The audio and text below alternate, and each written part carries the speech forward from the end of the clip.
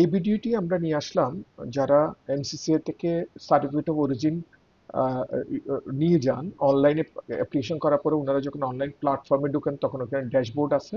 এই ড্যাশবোর্ডের মাধ্যমে ওনারা অ্যাপ্লিকেশন করেন। এটা অন্য একটা ভিডিওর মাধ্যমে আমি উপস্থাপন করব, এবং কিভাবে রেজিস্ট্রেশন করতে হয় সেটাও আমি অন্য একটা ভিডিওর মাধ্যমে উপস্থাপন করব।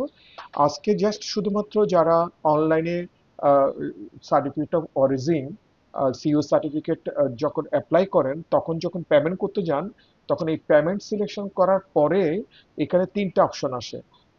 যদি পেমেন্ট সিলেকশনটা না করেন কিন্তু এখানে কোনো অপশন দেখা যাবে না, এই যেখানে কোনো অপশন নেই। কিন্তু যখন আপনি বক্সে ক্লিক করবেন তখন কিন্তু এখানে তিনটা অপশন দেখা যায়: pay by bKash, pay by Nagad, pay by bank. Pay by ব্যাংকের আগেও কিন্তু বিকাশের লোগোটা আছে। তো সুতরাং আপনারা এটা দেখে বুঝবেন এখানে ভিতরে বিকাশ আছে। তো সুতরাং পে বাই বিকাশ এটা এখন মানে একটু প্রবলেম হচ্ছে, এই কারণেই আমি শর্ট ভিডিওটা করা। তো পে বাই ব্যাংকের মধ্যে ক্লিক করে তখন আপনারা এই সোনালী ব্যাংক পিএলসির এই উইন্ডোটা পাবেন। এই সোনালী ব্যাংক পিএলসির এই উইন্ডোটাতে গিয়ে যখন আপনার প্রথমে দেখবেন সোনালী ব্যাংকের অ্যাকাউন্ট টু আর ই ওয়ালেটের মাধ্যমে পেমেন্ট, এরপরে দেখবেন কার্ডের মাধ্যমে পেমেন্ট, এরপরে মোবাইল ব্যাংকিং এর মাধ্যমে। তো সুতরাং আপনারা যারা বিকাশ থেকে বা কোনো মোবাইল ব্যাংকিং থেকে রকেট বা নগদ এইভাবে পেমেন্ট করতে চান, ওনারা সরাসরি মোবাইল ব্যাংকিং ক্লিক করার পরে তখন আপনারা যদি বিকাশে পেমেন্ট করতে চান, বিকাশ দিয়ে আপনি এই উইন্ডোটা ক্লিক করবেন। তখন এই যে 100 টাকার ওই জিনিসটার জন্য আপনি কনফার্ম দিবেন। তখন আপনাকে ডিরেক্টলি বিকাশের যে এপিআই সাইট, পেমেন্ট সাইট, ওখানে নিয়ে যাবে। তাহলে এখানে আপনারা অ্যাজ ইউজুয়াল আপনাদের বিকাশ নাম্বারটা বসানোর পরে যখন আহ, আহ, একটা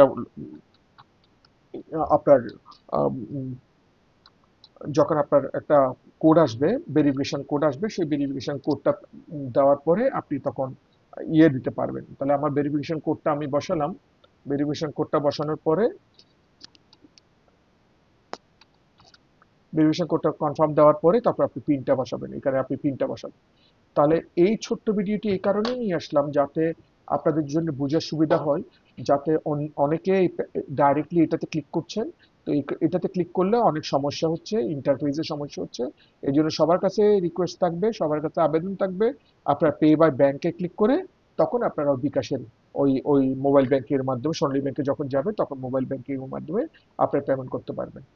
এছাড়াও যদি কোনো জিজ্ঞাসা থাকে তাহলে অবশ্যই আমাদেরকে ফোনে জানাতে পারেন, মেইলে জানাতে পারেন, আমরা চেষ্টা করবো আপনাদের জিজ্ঞাসাগুলোর উত্তর দেওয়ার জন্য।